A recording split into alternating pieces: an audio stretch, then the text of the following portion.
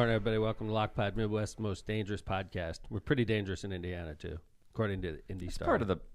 That's part of the Midwest. We're part of the Plain States. The Plain States. I'm not going with plains. Dangerous in the plains. Ooh. Danger in the plains. Yeah. I like it. I don't think we're part of the plains, though. Do you consider us a plain state? We're pretty flat, Kevin. Welcome to Lockpod. You know what? Danger in the plains. No? Go down south, man. It's not that flat, is it? What are you talking about? Like when we're in French Lick, for example. Not south. Not flat. that flat. Very hilly towards Kentucky. Yeah, in Tennessee. Agree. Very nice, actually. Very beautiful. Very. A lot of Trumpers. Yeah, there didn't used to be, but now there are. Kyle, the intern's back. Yeah. Thanks to God. everybody, right, John?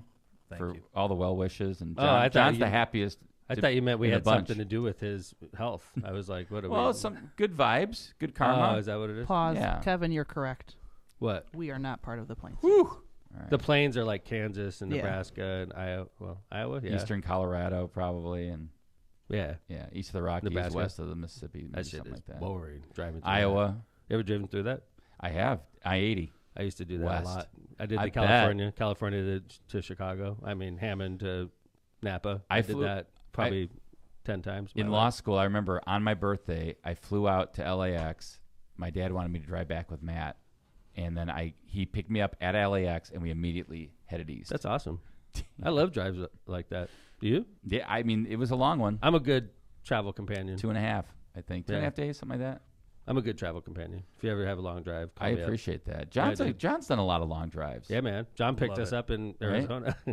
Yeah, That but was I know awesome. you've done Idaho, right, John, several Oh, yeah. times? Yeah. Yeah. So Love driving. I'm doing Cincinnati. that counts. That's Yeah. 4 hours. What is it, 4? Yeah. Cincinnati's pretty solid. Not, But Kyle, the not that intern- exciting. No, but it will be exciting. You're right. Yeah. Yeah. Kyle, the intern's back.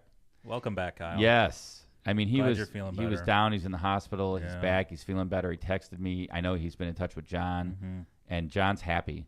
I'm thrilled. I mean, I'm equally thrilled that he's doing better and he's back helping out with post-production. Yes. Which one are you more thrilled about? Of course that he's doing better. Yeah. Love Mhm. Kyle. Yeah, he's such Good a great answer. guy. Good answer. Good Yeah. kid. Yeah. Thank you. But And so thank Kyle the everyone for intern's well back wishes. and Jay Vez is down. Yeah. So like we're limping. Lockpod is like under injured reserve. We're like the Cubs. We have somebody on the IL. We have people coming and going on IL. Yeah. Jay Vez. Kyle's been reactivated, and Vez is on. Vez is like day to day. Yeah, but he's not playing. You consider right. Right. He's day to day on the bench. He's on the bench. No possibility. But I of mean, pinch he's hitting, playing. nothing. Look. I get a text from Cantrell Yeah? after the show. He's like, "Hey, how you doing?" And I'm like, what's going on?" I check out the pod. First thing Tom's like, "Yeah, John's having a mental health day." I was like, "What the fuck?" I said you weren't. I said No, you it were was down good for for the, you. It's good to take a show off because I wouldn't know because I never take shows off. You know, because I'm always freaking working in here. Let's add him up. Yeah. This I think season, I've been here more than no doubt about it. Yeah. You only missed probably 3 or 4 shows in total, right? Yeah, John? John's the least missing. 3 or 4, I person bet. of the I bet you pod. John's less than 5 missed shows Yeah. in total. Yeah. I'm probably Almost went 2 in a row today. It was close Yeah. less than 10. Kevin's probably in that ballpark. Yeah. Probably right around. Jill misses all the time, Yeah. like half. This isn't even my day. It's true. Going home. She misses over 50% of the time. You notice that? Yes, and the notorious I have an attendance LMP policy is, on Lockpod, Jill. I don't know if you're aware of the Lockpod attendance policy. Oh no! What are you gonna do to Lindsay? You gonna cut me out, or Yeah. God, please don't make me not do this anymore. Yeah, please don't. She's getting scared. I got good news, everybody. Yes. I got the Gwyneth Paltrow candle in studio. Speaking of updates, In studio. We bought one for you, Lockpod fans. We Yeah. spent $140 on Gwyneth Paltrow's vagina candle for you. Is that it right thank there? you to our That's you to it our right there. advertisers. Can we write this off? It's on the Lockpod credit card, It's which definitely a which is write-off. an expense. It's a business expense. It's an expense. This is a This is business absolutely expense. business Jill. This is a related. perfect example of a business expense. Gwyneth Paltrow's vagina candle. Yikes. So I want to thank our advertisers for their advertising dollars. You never know what it's going to get paid. What by you're the going to way, use them for. Thank you to Powering America. Thank you to Thank you you, know Misprint. Cantrell and The bug Cantrell guy. and Did the Misprint. bug guy, Brian? Yeah. The bug guy. The clock is law. Gwyneth Paltrow's vagina. Thank you, bug guy, Sponsored for by the her bug vagina guy. candle. It's the Customer name of the insurance. candle. I've said it a few times. I know it's grossing people out, but this is literally Byway Brewing. the name of the candle is "This smells like my vajayjay." Wow. It's actually they use the real word. Yes. Yeah. I'm just trying. I am I was kind of like, because I think John actually brought that up when we were talking about the skiing lawsuit. And he's like, did you know? And then ... talked about the candle. And Because it came up as accidentally. Yeah, kind of right. I mean, You would think that we would bring this up on purpose, but Oh, it no. didn't. I was completely stunned. I never knew there was such thing as this candle. looked it up right away. Steve was instructed to purchase one immediately from eBay at double the retail This is price. a used one? No, Yeah, it's yeah, not. No, it's not It's used. a used It's a used vajayjay. vagina candle. Used Stop. Gwyneth Paltrow's used vagina John's candle. in pain by I laughing. can't laugh this episode. Really? I'm on. So You better take your It's not headphones off. used. We're hilarious. you could tell it was purchased and resold, but Can I open it? no, we have to do it together. Well, I guess. What? You got to hold hands? Would you hold my hand when we do this? No, I don't. Is that a threesome then? I barely. Yes, I Yeah, think it is, right? John. A devil's threesome? Evan, me, and Gwyneth Paltrow's vagina candle. So, What a dream. It hurts. yeah. Okay, so This isn't the way I thought it was going to go down. I brought a lighter. So here we are. Whoa. All we need to do is open that candle. I can't believe you're the one with the lighter. I'm I afraid. know, isn't it I'm funny? a- There is no lighter in Smith Sursick, for the record. And We then- ran all over. Of course, in my car there happened to be a lighter. Well, I was Because you never know fortunate. when you're going to be on needing the to light a roadside. vagina candle. A perfect example. Does Of, that come in like a car freshener too? what's that? Maybe, right? I don't know. Different- I'm a little nervous about because we have to do a whole I show in the want to studio. kind of look. There's got to be like some instructions or something. Okay, so You gotta. Oh, never mind. this smells like Gwyneth Paltrow's vagina. Well, That's the name of the candle. Yeah, and so She has a lot of weird names for candles. Did you notice that? Yes, John, do you have that photo? Yes. There's one that's this smells like my orgasm. This smells like my prenup. Okay, whatever. Hands off my vagina. Those are the 4 names of her candles. At least that we know of. It was interesting, right? I actually looked into this because I was like, all right, well, there's got to be a backstory to this, right? And she was on. Well, 2 things. One, it kind of started as a joke. She said with Jimmy Kimmel or somebody with Jimmy Kimmel. I guess there's a guy, Douglas Little, who owns Heretic Perfume, and she brought it up as a joke. And it wouldn't be cool if someone actually had the guts to do that, and then they did it. And then she also said that this candle's really, this is a quote from Gwyneth Paltrow. John's with the heavy sigh. I just want to get the facts out there, John. This candle's really like that provocation to say, like, it's amazing to be a woman in every way. It's amazing to have that kind of power, and you deserve to have that agency. What does that Paltrow mean? explained. What does that mean? Jill, do you know what that Buzzwords. means? It's just Buzzwords. This is buzzwords. feminism today, by the way. Really? Is it? I'm going to make Yes. a candle. Wouldn't it be cool Oh if my somebody actually had the God. guts to do that? Go What to a a punk candle making class. rock I wanna feminist make a statement candle. to have that on your table. What It a smells This like candle penis. smells like my ball sack, right? I don't think that's gonna sell. Very It'll sell. It'll sell. People will buy Will it. Marissa Mayor's- buy one? No.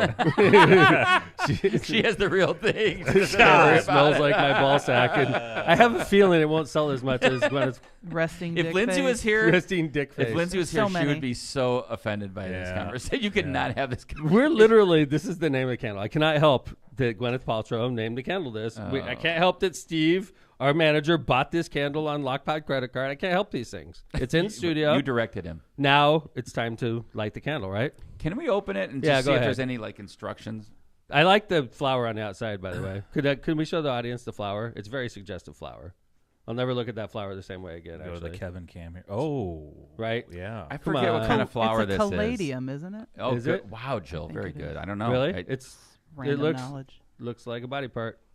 don't know. Look, okay. Probably why it's oh, on the box. This What does is it smell awesome. like? Can you smell it? Yeah, it smells like BO to me. This is What? Are Oh. you serious? it says there's a warning on it though. It smells like BO. Well, I'm not.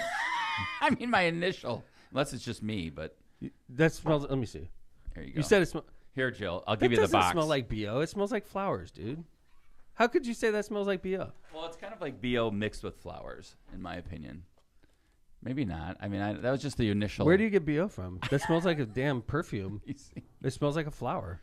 So false advertising then. Yeah, I don't know. I don't know. Here, hold on. Here, hand To here. John. Yeah, I Can I can't read really the? Can stand I up. read some of the warnings? Maybe is this about the candle or a JJ? All right, let me get it. Warning: failure to follow these instructions may result in a fire hazard. Trim the wick Trim the wick. before That's what you gotta and do. after every burn. I heard that's important. Do not burn longer than 4 hours. Yeah. Burn the candle on Call a a level, doctor if fire-resistant it's burning for surface. longer than 4 hours. It's like Please refer to the bottom of the candle for further instructions. All right. It does not smell like a vagina. Right? That's my... Allow candle to completely cool between every burn. All right, there you go. What does it smell like, Joe? If you replace the word candle with I don't- vajayjay, I what would don't it say? know. It doesn't smell like a body part, right? It doesn't smell like a flower either. Okay. All right. Do you smell body odor? Like Kevin's. No, I think Kevin's got a problem. Yeah, I don't know where Kevin. Oh, Whoa! That's like $140 $140 piece. Christ. Piece. You like toss Wow. it across. And the by the studio. way, It's is this even used. it? Look at that sticker. It does look Like a it looks little like bit sus. like it's a like maybe it's a fraud. Like I it's think it's a deformed? fraudulent... Are you serious? look at the No. sticker on the front. I know it's like got bubbles in it. It looks Someone's like got somebody quality control issues. for $140 candle. But You'd like- think that the sticker would be. But You it would was think the obviously- wick would be trimmed already. You would. It's never been burned. True. Okay. Are we going to light it right Yeah, now? if or- we're Yeah, gonna light it's it. like We're a- gonna spend $140 on this. Are we gonna resell it? Because if we are, like, just don't Oh, burn it. that's a good question. Nah, let's burn it. All right. This is Maybe we this should is going resell to it. This is gonna go towards our pile of shit. True. Lockpod pile of It's got to shit. go in there. Oh So no, always- these aren't. This is mementos. All right, here we go. Ready? This is swag. Or not swag, Drum roll, not please. swag, but It's burning. all right. It's officially on. All right. That's what she said. We have Gwyneth Paltrow. In We the have to studio. save that box. It's Yes. probably- Save the box. there you go, Kevin. I can't Just- wait for Josh Huddlestun to chime in on this when he comes in. Yeah, Josh is like, great. We did the vagina bit on my Yeah, show. on the This is show. awesome. Running for mayor. Yeah. She's like- Poor guy. Poor guy. Why did he agree to come on here? he's probably gonna no-show us now. Hey, we got a busy. good story. We're just gonna leave this candle burning until Josh gets here, so it smells like Gwyneth Paltrow all over the studio when he comes in. So, Should we do some ads and come back and do Can we play that umpires Usher and song? Trump? or we could follow. We were doing. Oh, did I miss the script? Yeah, Sorry. yeah. There This we go pesky again. little thing we work for hours on. There's a script? Yeah, Oh, God. it's like You see, this is the disdain look of this Tom. pesky thing that we work hard on the night before. Yeah, Like, or we could stick to the script. we could skip to the script, or Because we you're could, always we could on fucking script. wing it too, man. No, Let's no, just no go. winging, no winging. All right. Umpires walk off the field and quit. You know, this story, there's been a few of these stories out recently. And it sort of hit home for me because last year, my son, Patrick's like a little adult. Fair, Kevin? Yeah, he's mature He's for an his old age. man. He I is, love right, it. Jill? I love Without a it. doubt. He's like 38 in real life, but he's like Oh my God, 17. it's so close to my age. and I just He's called him literally old like, man. he reads the newspaper, he watches the news, he drinks coffee. I mean, he's probably smoking a pipe right now. Okay, so like, Checks on the security cameras. Oh, dude, Patrick is like, Does an he sit adult. on your lawn, like Flies in a lawn planes. chair when he waters the grass? Yeah, He wears in his slippers, socks. in black Yeah. socks. So last year, Patrick works also. He's a really hard worker. Besides, like, he's a really Besides being a good kid, he's a good kid. He's Is really he your like, favorite? focused. Is he the best? No, I can never say that. Honestly, I never would say that. There's so many things about my kids that are amazing. But but the thing that Pat last year, Joe, wanted to umpire baseball because he's not afraid to put himself out there. And Pat knows baseball. He played probably 600-700 games in his career. He was on travel team his whole childhood. So Pat goes out last year, and he doesn't have a lot of money, but he goes out and buys all of his gear. And that shit ain't cheap. You know, you got the shoes, you got the knee guards, you got the chest guard, the face mask, the whole thing, right? And he looks, it was so cute. Like, he's all dressed up, and he took the classes, and he started umpiring out at Dyer Little League last year and got fucking abused, man. He got beat down by the parents. And, like, he did it for the summer, and then after one tournament, he came back and said he was just real quiet about it. And we're like, what's the matter, bud? And he's like, nothing. And then we just noticed he stopped because you have to schedule yourself. Sure. Right? And he just stopped scheduling himself. And like, he wouldn't talk about it. But like, we were like, and then over the like coming weeks, we start hearing from his brothers and sisters that I guess he had a like parent that's just going off on him and like followed him to the parking lot kind of thing. Good Lord. Yeah. And then Pat was just like, dude, And this, it's like I'm a freaking 16-year-old 16 kid. years old, and I'm like gonna get my ass kicked by an adult who's Right. a freaking psychopath Pass. because he thinks little Johnny's going to the goddamn majors, right? And Patrick's the only thing holding him back, right? I mean, you've managed many years. I've been thrown out. I bet you, Kevin, I'm gonna put myself in the 700 to 1,000 game category managing. Okay, All right. I've been thrown out of 2 games in my career, 2 games, and never one of gotten- them I have threw you my ever gotten- hat. I threw my hat in one of them. I was pissed, and It's I threw my violent. hat, and then they threw me out. And then Okay. the other one was I was talking shit. and I got thrown out. But not physically. No, violent. I was talking shit. Actually, what happened in that game, being honest with you, is the umpire was racist. Made a racist comment about my team. You've talked about this. And it was really a bad scene. Actually, that was a real bad throwout. I didn't feel good about it. But never threatening the umpire. No, never. I should have, actually, because he said a racial thing about my fans. And but 2 times. But, like, we got some crazy stories. But anyway, so this story is about a Texas umpire it's like a 10-year-old baseball game, and the umpire made a call. Kevin and I watched this last night. It was a play at the plate, 10-year-olds. The kid clearly got his foot in. Okay? Yeah, he's safe. He's safe. And the ball bounced in, it looked like. The ball bounced in. The kid got his foot down. He was definitely safe. Even on replay, he was safe. The umpire made the right call.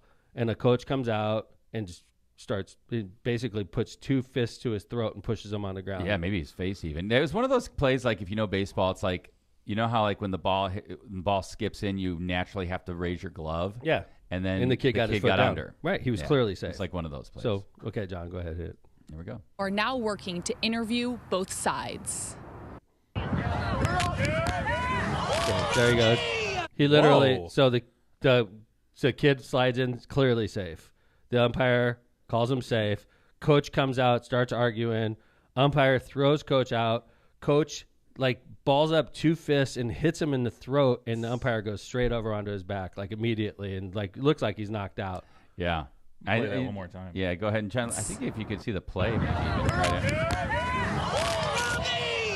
Umpire's a live down. stream capturing a 10-year-old Yeah, there you go. So then he just slow-mo. Ooh. Yeah, it's kind of into his face even. And both the umpire and the coach are not small folks, but The umpire, the coach is like, he's a, Wow. like, short and stocky. yeah, Yeah. threw him down. And the interesting thing about this is, here's the play. Here we go. Okay. Here we go. In the video, Here it Sam comes. Phelps, the home plate down. umpire, calls a player It's a safe close at play. home. It was a close play. It's Little League. It's It's 10-year-old. freaking It's 10-year-old. Exactly. It's 10-year-old. For God's sakes. It's, by the way, knowing baseball, this isn't even a playoff game because it's like when this comes out, it's May. You're not playing big baseball games in May. And even in-house, you're playing big baseball games in like early July. This is like a regular season 10-year-old in-house game. And the goddamn coach freaking decks the umpire in front of a bunch of little kids, Yeah. man. After he throws him out, I was like, Wow. whoa. Okay, so that umpire's down. so the umpire is down. He actually, I think, pressed charges. Yeah. Yeah. There's against another that. one, the one Good for Kevin him. found. Yeah, I think this is just indicative, maybe. Dude, of- this is like minor league, right? right. This this is is this is a minor league bad, game. man. This went on for minutes. This Here. is Lancaster Barnstormer. But they want to win it here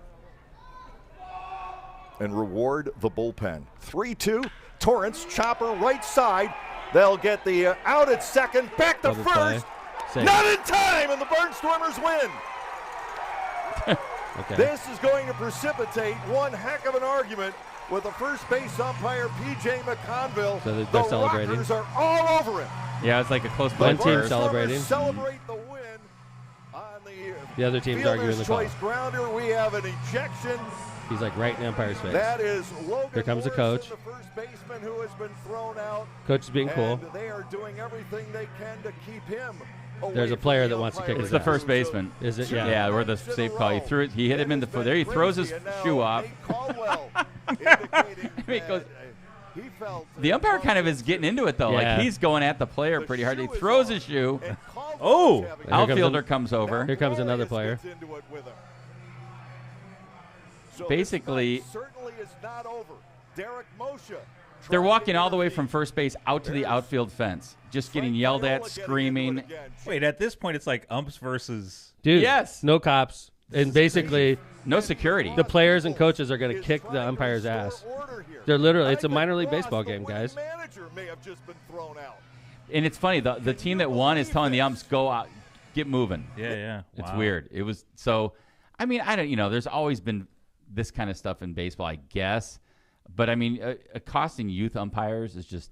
Well, these are ridiculous. adults in this case. But you're right. Like, you're talking about a 10-year-old baseball game. You're talking about, in Cat Patrick's case, 16-year-old kid getting abused by adults. It's just, Yeah. get a grip, people. Like the odds are, little Johnny has no chance in hell to make it to the majors. If you're lucky, little Johnny will play D3 or D2 baseball. If you're lucky, if little Johnny's amazing, he'll play D3 or D2 for 4 years, where he'll stop playing baseball after that and go get a job. So like, let's just get grips. Get real. It's not the umpire that's holding little Johnny back. Okay, that play won't hold little Johnny. Well, you back. also can't find umpires. That's a really good point, for any Joe. sport. Yeah. And not just umpires. If you want to make a shit ton of money, go get your IHSA license. You can ref every game. You can ump every game, every sport. They never have enough. but they don't pay shit though. I mean, why? Like, if Paying I went more, to do though. baseball, I know more about baseball than a lot of people. I'd love to umpire. Like, for what? Go out there, get yelled at for $50 a game? Like, screw No, that's that. what I'm saying though. Like they can't find them. Right. You cannot find. People don't want to coach, so then you have parents who don't know shit about the sport, and Right. you cannot. You don't have a pool to draw from for good coaches. So then you get assholes like that. I would say this. Right. and I've noticed in high school sports, at least that I've seen, they're very strict about you can't. I mean, you will get kicked out if you say one thing to the ump or the ref. Oh, they will dude. kick the parents. I told you when I was coaching with Dave at There's Purdue, zero we never- tolerance. We didn't argue with umpires ever. It actually was good for me to do that.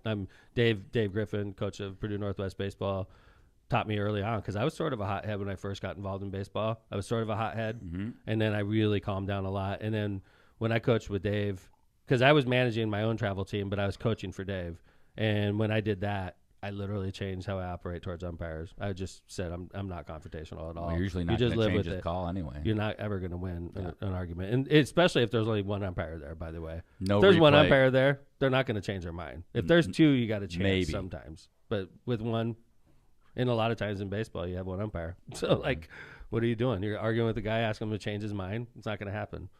Yeah, just gotta live with it. All right, hey, we got Josh Huddlestun. He's the Democratic nominee for mayor of Hobart. Is our guest today. He's coming on in about 10 minutes. 5 minutes, yeah, 7 minutes. So we're going to do come back from ads. We're going to do a quick thing on Trump's indictment. We have a couple of clips we're going to play, and then we're going to do ads. And then when we come back after that, we got Josh Huddlestun in studio. So let's go ahead and start with Tortillas Nuevo Leon, which is the gold standard for Mexican cuisine throughout the Midwest.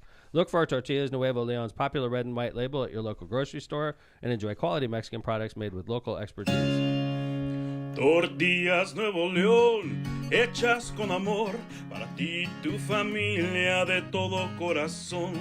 Tortillas Nuevo León, hechas con amor, para ti y tu familia de todo corazón. The Bug Guy Pest Control. Warmer temperatures mean unwanted guests such as ants, spiders, wasps, mosquitoes, and more. Shut down their party before it gets started. A comprehensive pest plan from The Bug Guy will help you enjoy the great outdoors as well as the indoors all summer long.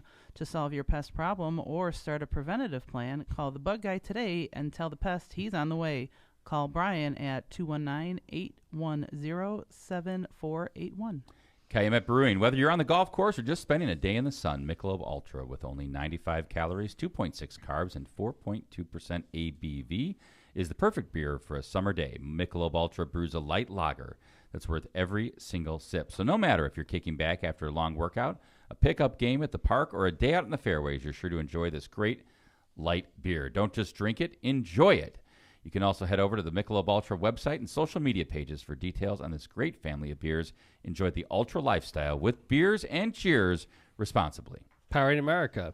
Been a sponsor of LockPod from season one. Every from single the season. get-go. Every single season. And, we appreciate the men and women of Powering America and what they do for the region and what they do for unions. I just wanted to start off before I get into the commercial and say thank you to Powering America for sponsoring LockPod every single one of our season. And we're looking forward to your sponsorship in season 10 as well.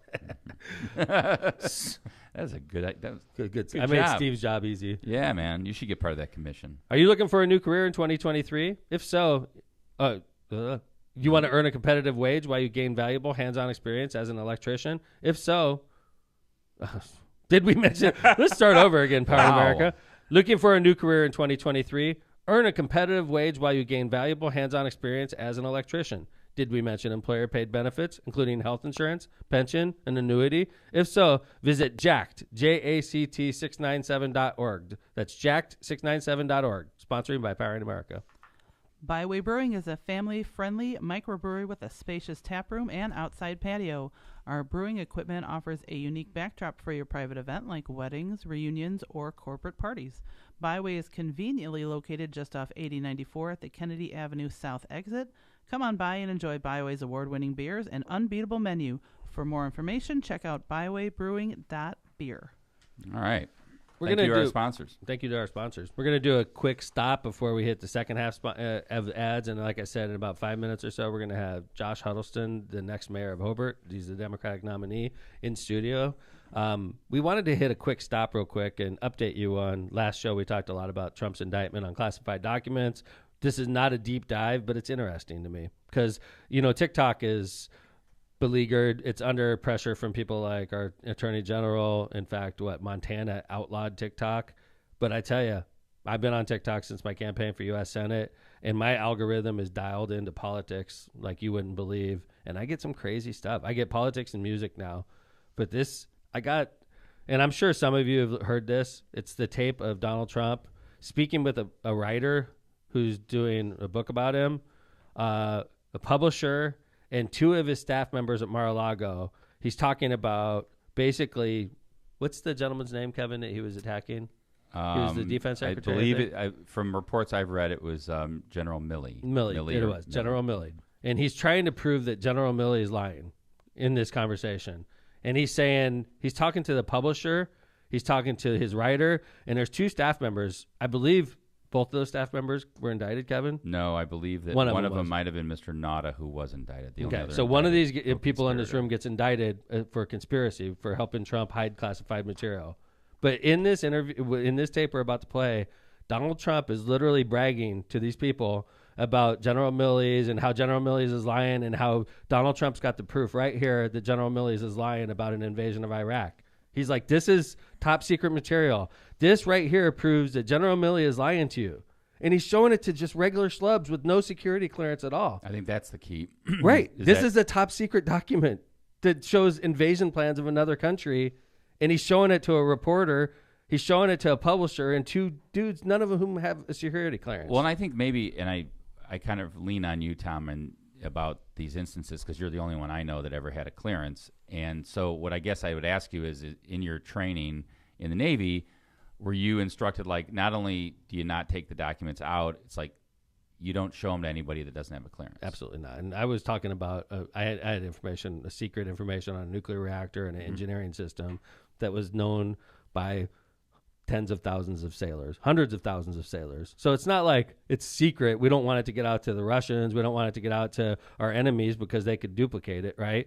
But it's not like it's not known. There's literally 100,000 people that see the same information I'm looking at. This information that Donald Trump's showing people, we're talking about less than 100 people have access to that. Yeah. Less than 100. Yeah, I agree. And he's just showing it blatantly to people. Yeah, and I think that's the difference, Kevin. This is like a whole different level. But I mean, even in your training, I guess what I'm saying is, did you know not to share? Like, people had to have clearance to. It was instilled into us that we couldn't take our homework home. It was instilled to us that we couldn't talk to our family about this. Like, and nobody wanted to talk about it anyway. It's engineering. Hey, you want to hear about this nuclear reactor? Nobody wants to hear that stuff.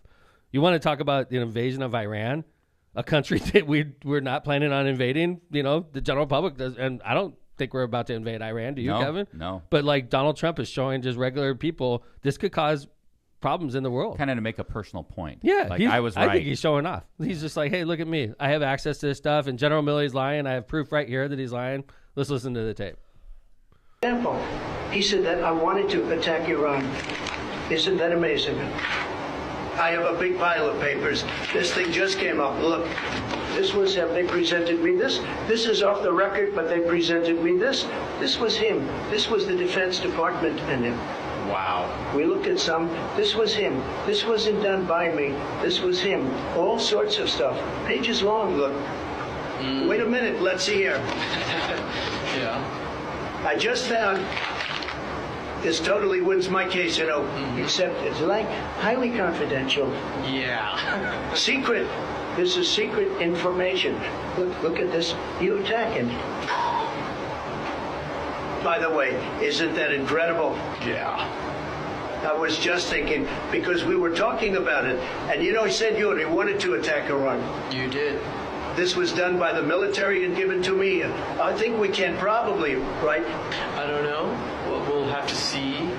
Yeah, we'll have to try to classify it. Figure out it. Yeah. See, as president, I could have declassified it. Yeah. Now again, but this is still a secret. Yeah. Now we have a problem. Isn't that interesting?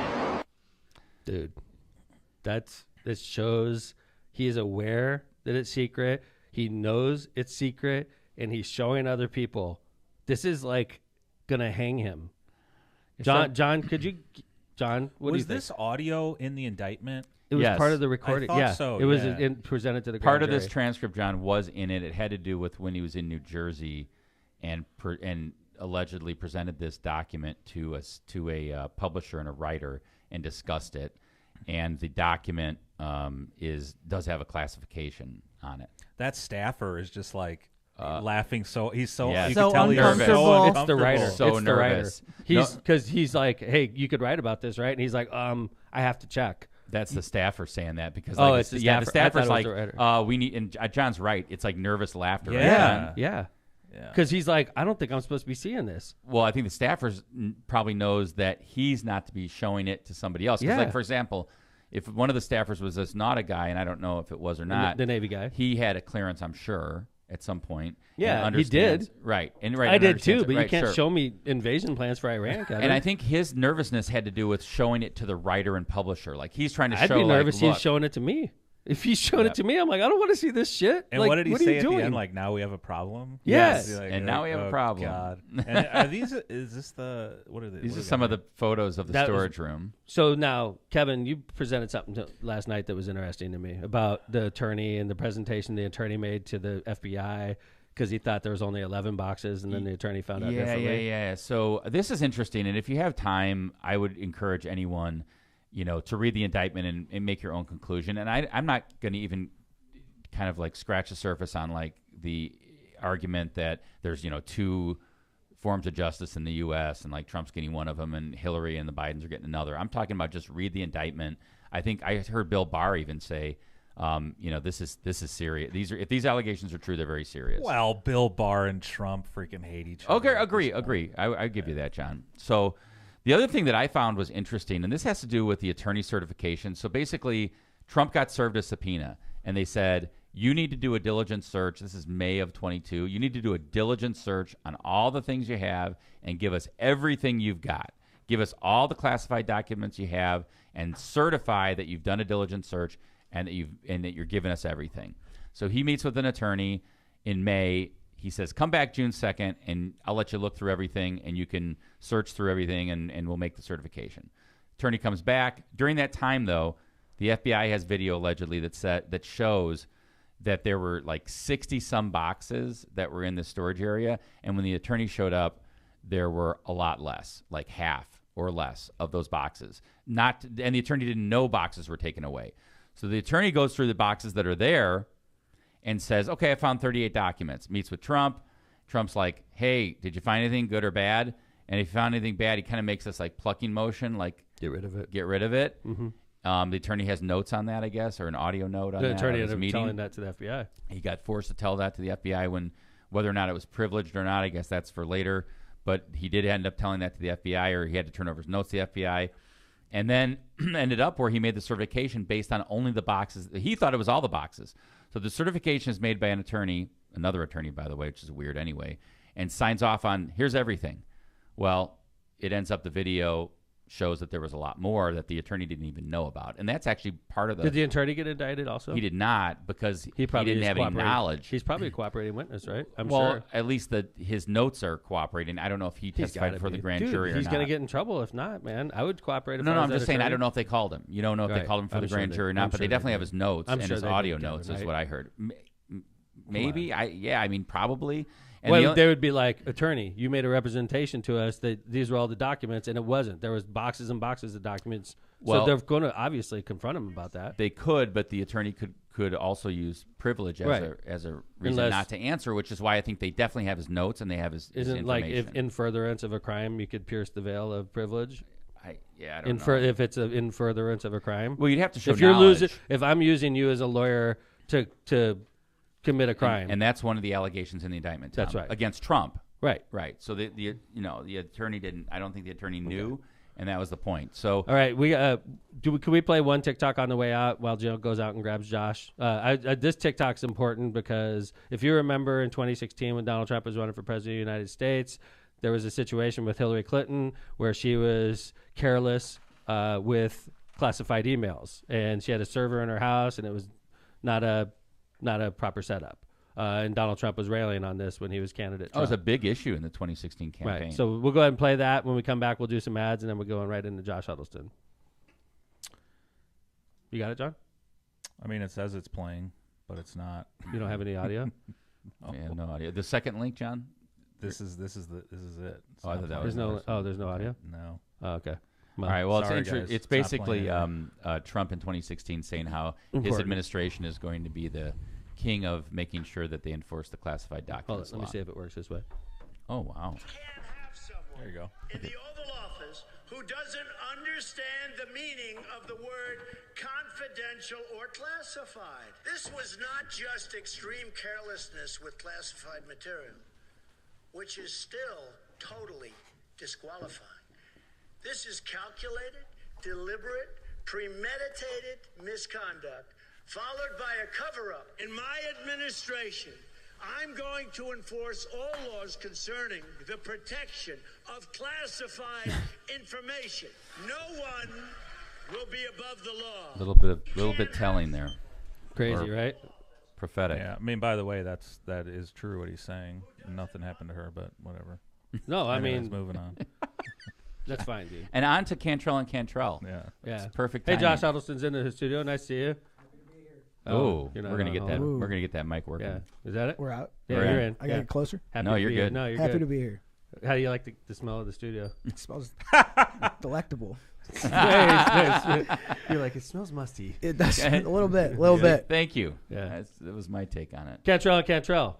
Cantrell and Cantrell, attorneys at law. Are you injured? Are you in trouble with the law? If so, give us a call and schedule your consultation today with somebody who's in the court and at the jail every day. Call John Cantrell at 219-554-4LAW. That's 219-554-4529.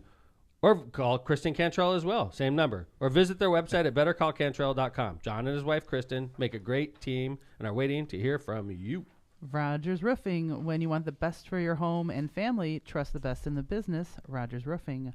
Rogers Roofing has transformed homes in Northwest Indiana and Chicagoland for more than 54 years, providing quality roofing, siding, gutters, and windows, all backed by the best warranties in the industry. To learn more and to schedule your free consultation, visit rogersroofing.com or call 219-933-9145 today. That's rogersroofing.com, 219-933-9145. And remember, at Rogers Roofing, excellence is expected every time. Kuklakis Law. Are you facing legal challenges and you don't know where to turn? Look no further than Kuklakis Law, your trusted source for legal advice in Indiana and Illinois. Do you need representation buying or selling real estate? Call Kuklakis Law. Do you need help forming your business? Call Kuklakis Law. Did you get injured in a car crash or at your job? Guess what? Call Kuklakis Law. No matter what your legal issue is, call Kuklakis Law at 219-671-6347 for a free consultation. Hablamos Español. I love it when Kevin Smith of Smith Sursick reads off Kuklakis Law. I was like, how I'm like undermining my Your ability own to firm. keep the lights on here. They outbid you? Yeah, right. I guess, yeah. I mean, They wanted him Steve Kellogg wants specifically. to have as many lawyers in these ads as possible. So great. It's an insult Kellogg, to you. It really. is insulting. Thanks, Yeah. Steve. Yeah. Misprint Printing. Misprint specializes in delivering the highest quality signs and printing on time and under budget. Misprint's experience and technology allows them to offer custom commercial on-demand printing, sign solutions, and damn Skippy. Rick Baltonsberger and his team have served Chicagoland and Took an eye Northwest. out there with the councilman. Rick Baltonsberger and his team have served Chicagoland and Northwest Indiana for over 30 years. They have 2 convenient locations to serve you in Munster and in Hammond. The Ron J. Prestomer Insurance Agency has been located for decades right on Indianapolis Boulevard, serving all your insurance needs. They specialize in a wide variety of insurance products and services, including auto, home, business, life, and more. The Prestomer Agency serves over 1,000 people and businesses in all Chicagoland and Midwest. Call Ron, Ronnie, or Michael at 219-844-0103. Josh Huddlestun. How you doing, buddy? Great. In the house. In the house. Councilman currently, Democratic nominee for mayor, lifelong Hobart resident. Lifelong. About to become Hobart's next mayor. How does that feel? Pretty good. Hopefully we got work to do in November. But I know. Yeah, it's looking I have good. confidence in you, and of course you're going to work hard. Blah blah blah. But I have confidence in you. Yeah, it's great. Sitting on the city council for the last 8 years has been. How old are you? It's 8 years. Yeah, man. How old are you? 33. So since 25. 25. You've been on the council. Wow. That's impressive. Did you know when you were in school that you were going to go into elected office? Yeah, this is the first time I'm telling this on air, but I actually ran. I love it. It's in Lockpot exclusive. Lockpot exclusive. I actually ran for class president when I was in high school and lost. I didn't just lose; I got third. Wow, that's not going to happen. I got to in this redeem election. myself. Really? Who's the top two? Are they still around?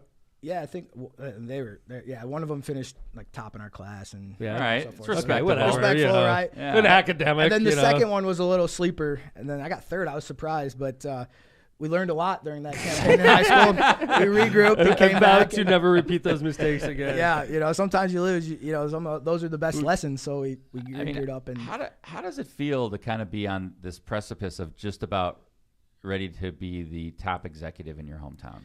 I mean, it's pretty exciting. I mean, I know a lot. I mean, we just the overwhelming support of a lot of the people. I mean, Hobart's an awesome city. I mean, it is an awesome city. A lot of. I mean, there's it's a lot blue collar. Blue collar. A lot of great people. I mean, we come together. Really. It's like middle class or upper middle class. It's in that ballpark, right? It's not tons of poverty in Hobart. No, we got a lot of blue collar workers. I mean, a lot of union guys, a lot of people that strap their boots up and go to work every day with the lunch pail. And I mean, we have a good mix of people in Hobart. Mm-hmm. A lot of people don't know that Hobart geographically is the second largest city in Lake County. I'll tell you, when I go to Hobart, the one thing that's amazing to me when I drive through Hobart is like I feel like I'm out in the farm, and then next thing you know, I'm like on a busy street. Yeah, that's the crazy thing about Hobart. Weird. It's like very like rural. Where am I? It's like Josh said. It's huge city. Yeah. So Gary's the biggest geographical city at Sure. 50 square miles. What's Hobart? 26 and a half. Ooh. Oh, it's a little bit bigger than Hammond. Look at that.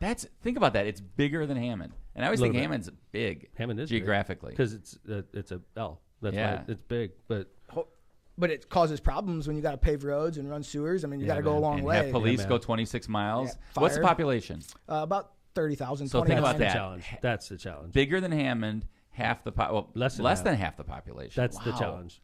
It's like so your fire and your police have twice the distance to cover with with less density, but a lot of open space and a lot of railroads too. Yeah, which is a problem. We I know that you guys talked about. We both have that one there. Yeah. So we got 3 railroads that city, so we got to have firehouses and certain areas. So it's a challenge. But like I said, geographically, it's a big city. But yeah, we're excited. I mean, we love the city of Hobart. I mean, we had opportunities to go places, but we've chose Hobart every time. Good. So I've always Ricky for life.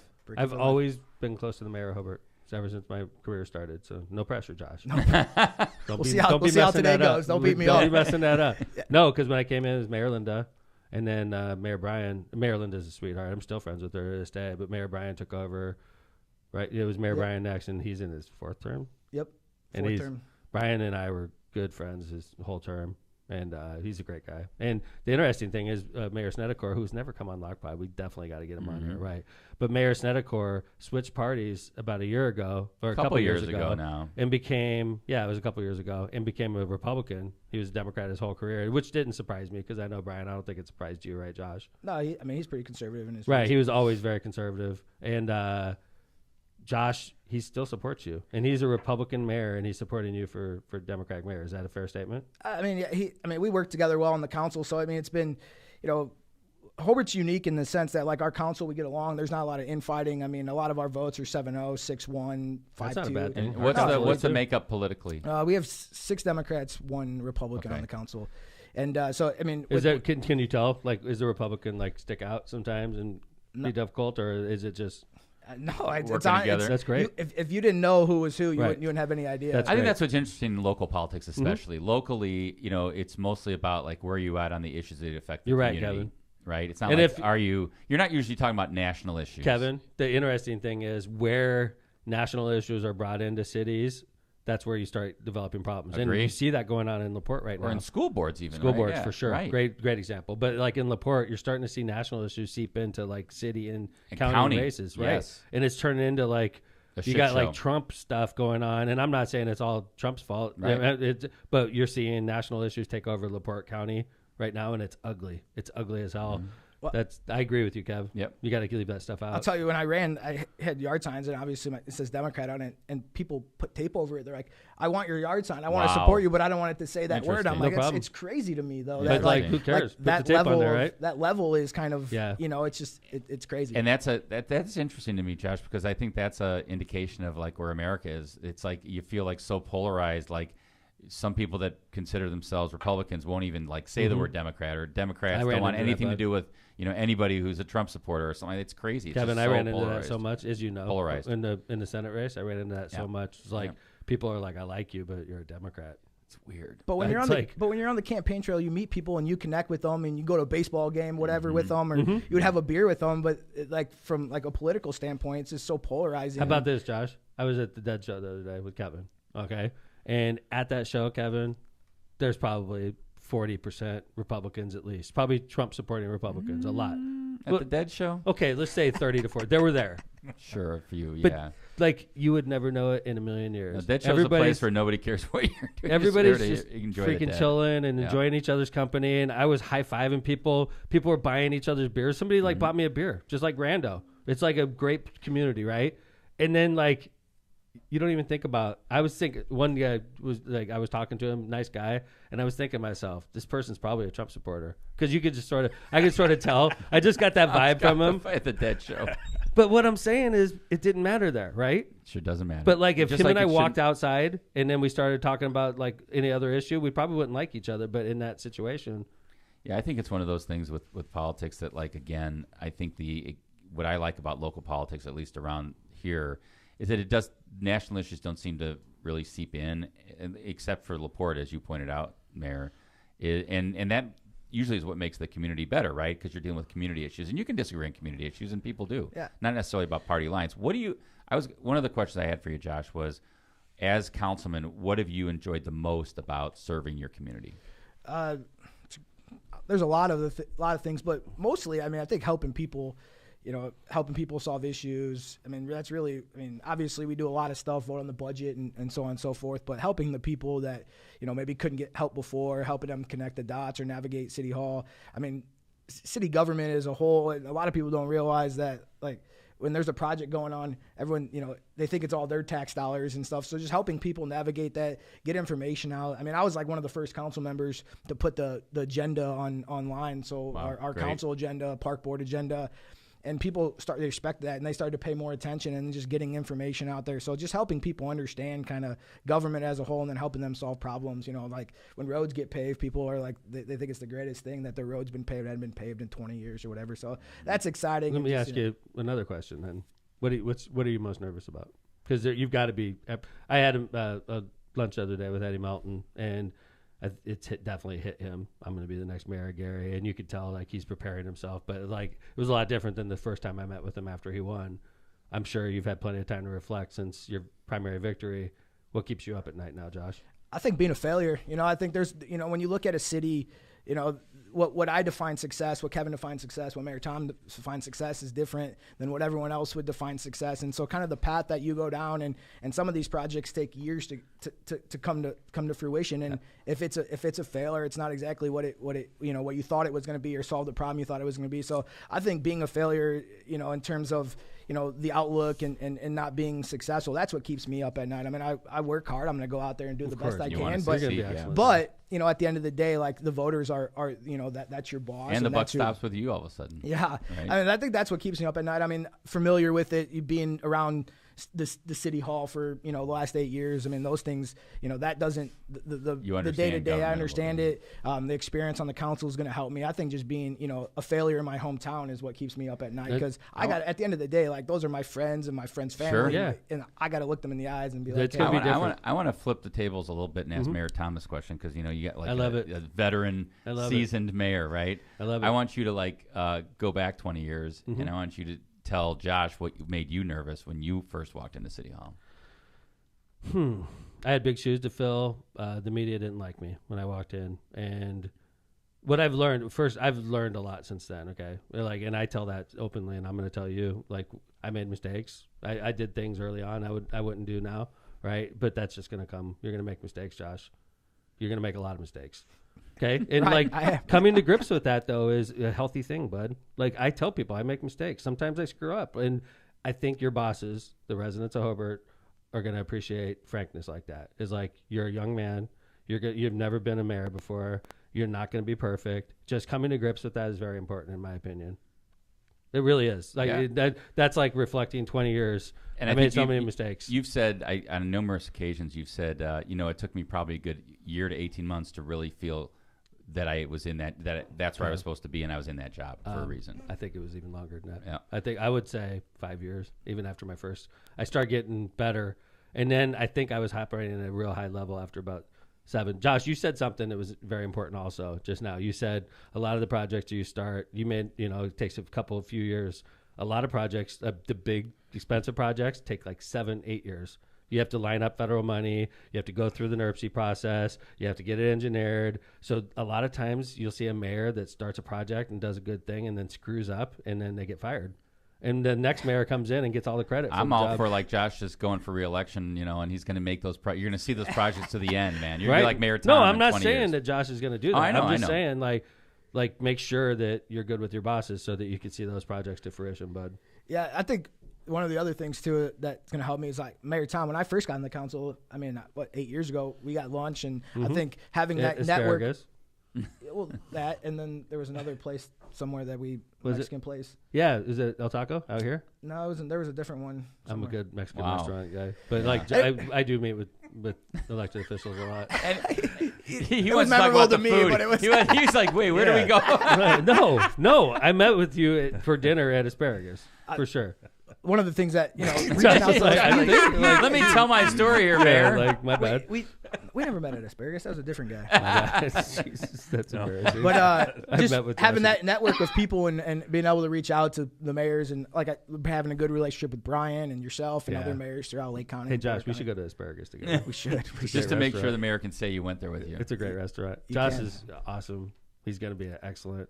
The residents of Hobart already love him, but when you become mayor, it's different, bud. And then I think that one of the Brian does the mayor's night out, right? He does not. No. I think Mayor Josh should. So we do a live video on Monday nights on Facebook, and we kind of answer questions in the chat. Because but if I'm an 85-year-old and I don't have Facebook, I don't see that, right? No, you don't. But 85-year-olds go to mayor's night out, and they tend to vote, and they vote, and they vote. No, I'm just saying, Josh, be that person that's available for everybody, and you're going to get reelected as many times as you want because you're a young man and you could be in this job a long time, like I was. I'll be great. You're going to be younger when you take over as mayor of Hobart than I was when I took over as Hammond. That's amazing. Yeah, because you were 34. Mm-hmm. Yeah, you're gonna get him by that. We were just talking about this last night. You're gonna get him. He's like, "What were you, 34?" Oh yeah, I'll be 33. I was like, "You."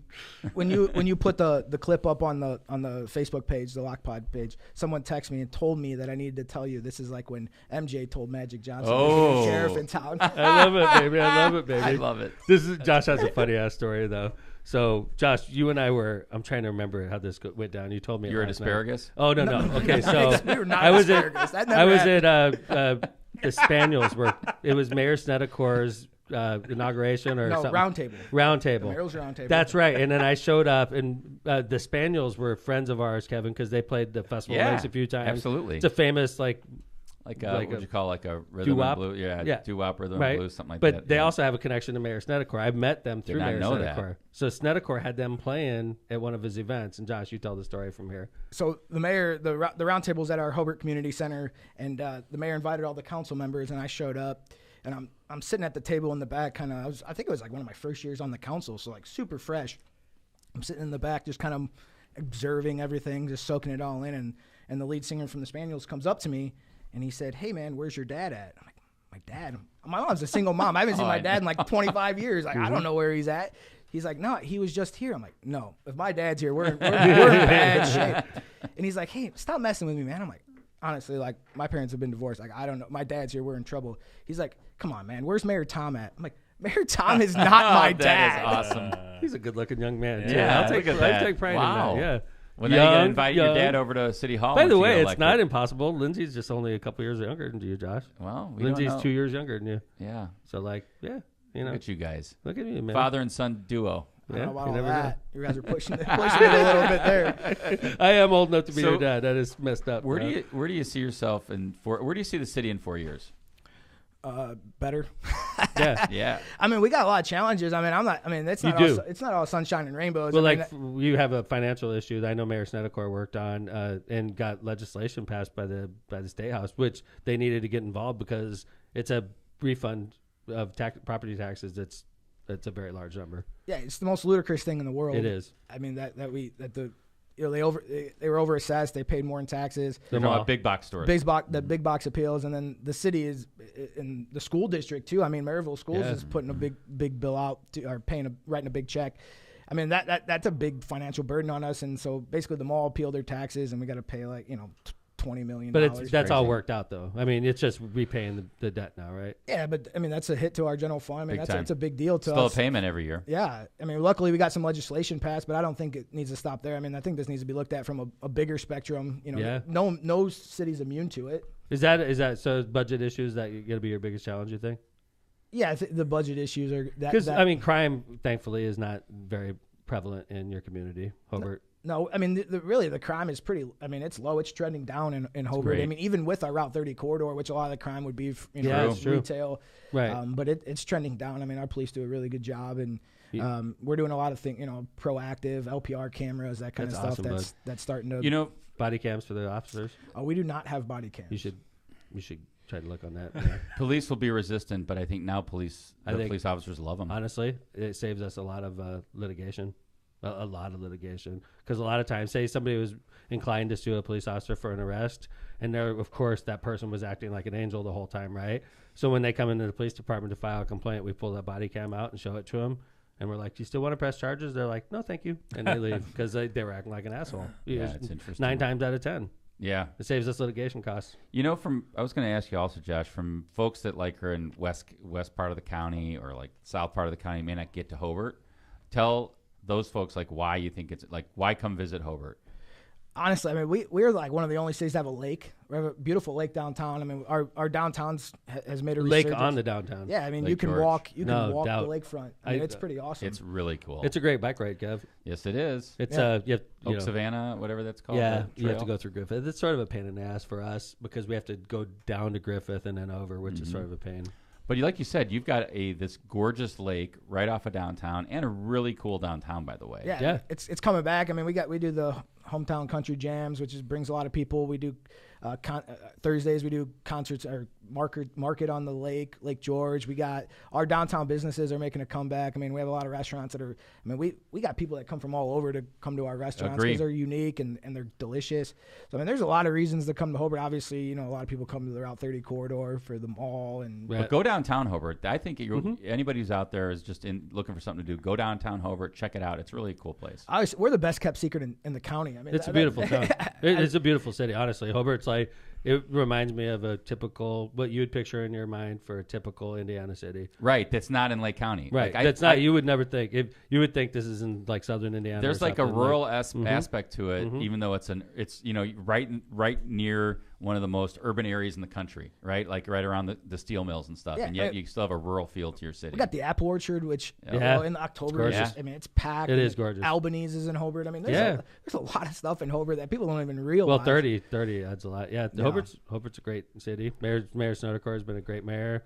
4-term mayor, 16 years as mayor, and then here comes Josh. And going to be the next great mayor. Honestly, I think a couple things you got to really the police chief is the most important hire you make early on for sure, in my opinion, and always be there for law enforcement. That's one of the things I was always proud of that I did. And where I live, I have to obviously be way closer to law enforcement as opposed to where you live because you're in a little better geographical locations compared to me. I'm right on Chicago's border, so. I'm always of the vein, get ahead, stay ahead. So, I mean, always pay the attention like you're down. And so I think if you could have those relationships with law enforcement and you get to a point where you don't have to worry about it going to a point of, where you have to be more involved, I think it's important to be on the forefront of it and making sure we're doing the things and getting the LPR cameras and doing those things that help police do their job, which keeps crime down, and we never get to a point where it is high and it is a concern. So that's kind of my philosophy is kind of get ahead, stay ahead. Yeah. You have an opponent in November. I know that. I want to give you good news though, Josh. you are LockPod endorsed. Officially nice. LockPod endorsed. Nice. Do I get a T-shirt? Oh, yeah. We had a couple it's extra in the mail. ones. Oh, Breaking news, Kevin. Oh, breaking LockPod news. Josh Huddlestun is now LockPod endorsed. After extensive review, Josh, we kicked it to the committee. Jill and I got together last night and wrote up a press release that'll be going out today nationally. Nice. Yeah. So. We wrote it at the Taylor Swift concert. Yeah, we wrote it at Taylor Swift I'm a concert. Swiftie. Are you? Whoa. Did you go? No, I didn't go. I got 3 kids, man. Sorry, I mean, the wife. I'm sure the wife would have appreciated it. Yeah, no, Josh. we're Taylor Swift fans. Yeah. I was a bigger country when she was country. I'm a country fan. There you I go. tell you what, I think she's awesome. I do. I don't know too many of her songs anymore, but I think she's incredible and super hot, actually. Well, I want to Speaking of. I want to fast forward a year. We're going to get you back in here when you're mayor, Josh. Yeah. And we're going to hear all about your first 6 months in office. You promise to come back in? Yeah. Thank Beautiful. you, Josh. Thank you for coming on LockPod.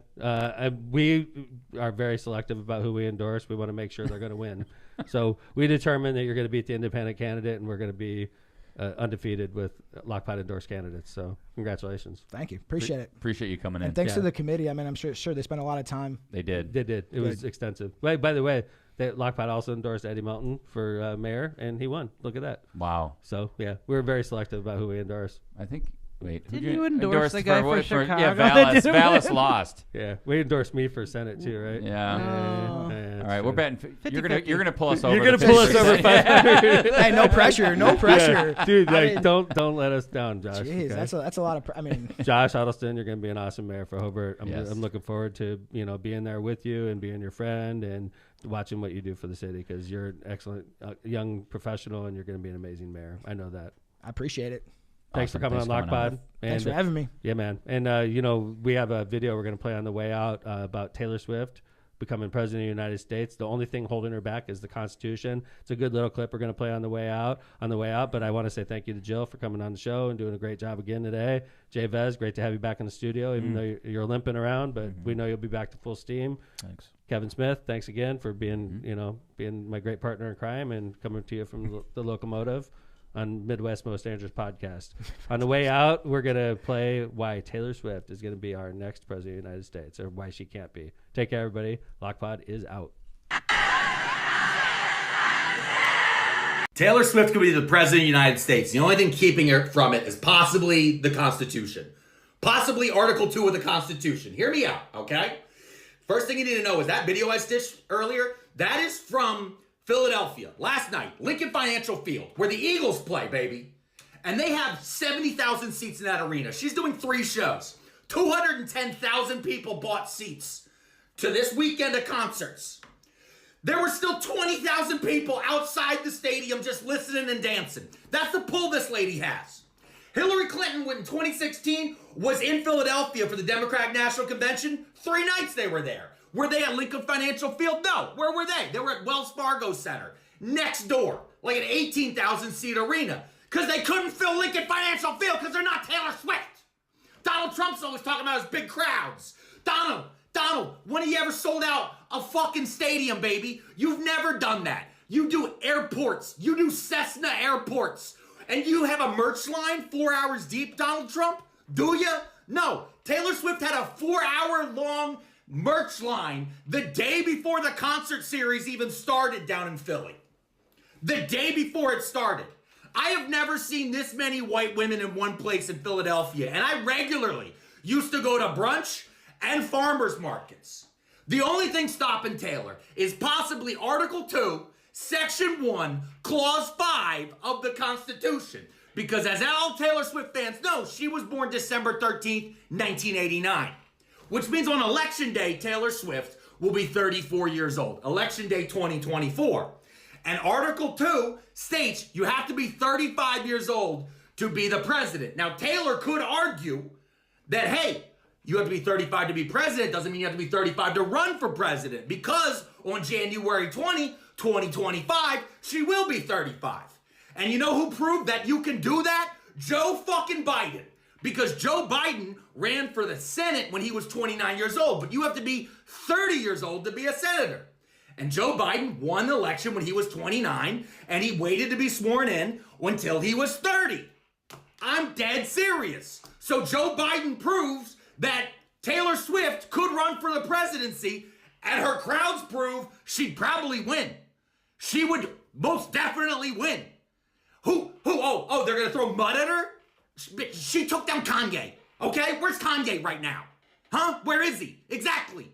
Everyone who's ever come for Taylor, they always end up with a song about them and they have less power. I'm looking at you, John Mayer. So the only thing stopping Taylor Swift is possibly the Constitution. But more importantly, it's probably Taylor herself. Because if Taylor Swift became the president, she would be giving up power.